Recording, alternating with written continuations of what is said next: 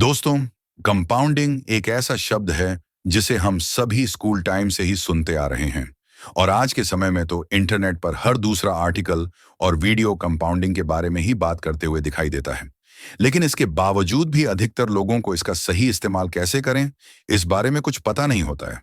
वे अक्सर जिंदगी भर पैसा कमाने के बाद भी करोड़पति नहीं बन पाते और ना ही कभी फाइनेंशियली इंडिपेंडेंस की अपनी जर्नी पूरी कर पाते हैं, क्योंकि उनके द्वारा लिए गए ज्यादातर फाइनेंशियल डिसीजंस जाने अनजाने में कंपाउंडिंग की थ्योरी के अगेंस्ट हो जाते हैं।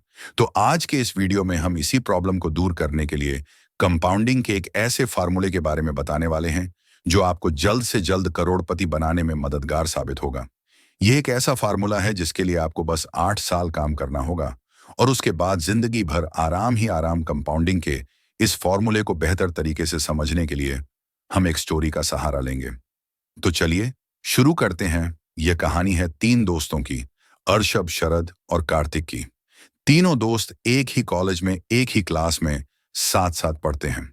तीनों का याराना इतना पक्का है कि उनकी दोस्ती की मिसालें पूरे कॉलेज में दी जाती है। कॉलेज के लास्ट ईयर तक तीनों दोस्त साथ ही रहे। फिर जब करियर की बात आई तो तीनों को अलग अलग डायरेक्शन में जाना पड़ा।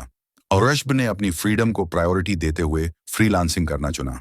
वही शरद ने अपने पैशन को फॉलो करते हुए एक एडवर्टाइजिंग एजेंसी में एज अ राइटर ज्वाइन कर लिया। अब कार्तिक तो उसने कॉलेज प्लेसमेंट के थ्रू ही अपने करियर को दिशा देना सही समझा, इसलिए उसने एक सॉफ्टवेयर कंपनी में प्लेसमेंट ले लिया। इस तरह तीनों दोस्तों ने अपनी जर्नी की शुरुआत करी। काम में बिजी हो जाने के कारण उनका 1 साल बिना मिले ही गुजर गया।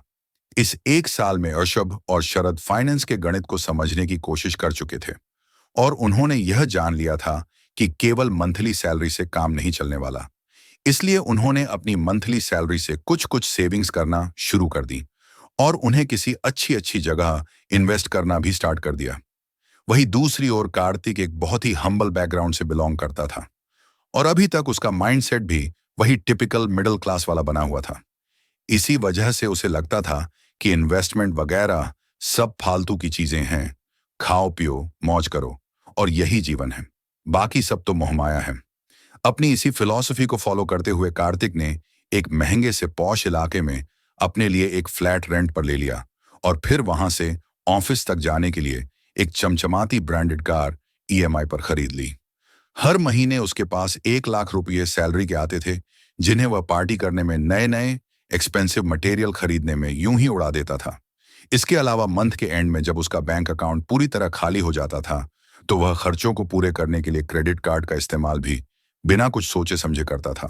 अब 1 साल बीत गया। तीनों दोस्तों ने प्लान किया कि काफी दिनों से मुलाकात नहीं हुई है, तो क्यों ना किसी अच्छी सी जगह पर चलकर डिनर किया जाए। इसी बहाने पुरानी यादें भी ताजा हो जाएंगी। तीनों दोस्तों ने मिलकर एक रेस्टोरेंट डिसाइड कर लिया और सही समय पर वहां पहुंच गए। इतने दिनों बाद मिलने पर तीनों बहुत खुश हुए और उनकी बातचीत का सिलसिला भी शुरू हो गया। काफी देर इधर उधर की बातें करने के बाद उन्होंने सैलरी और फाइनेंस पर बात करनी शुरू की। कार्तिक ने पूछा, भाइयों कैसा, क्या चल रहा है करियर, कुछ पैसा वैसा आ रहा है या नहीं।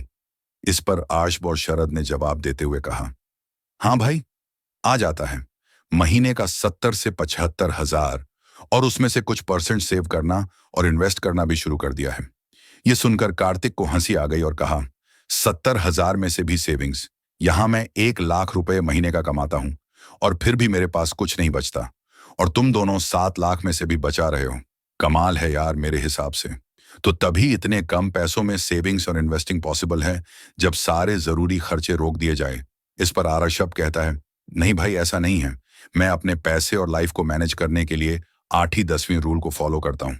मैंने कहा जितना जितना भी पैसा मेरे पास आता है उसका 80% मैं अपने हाउस ग्रोसरी बिल्स जैसे जरूरी चीजों पर खर्च करता हूँ और बचा हुआ 20% पैसा मैं इन्वेस्ट कर लेता हूं।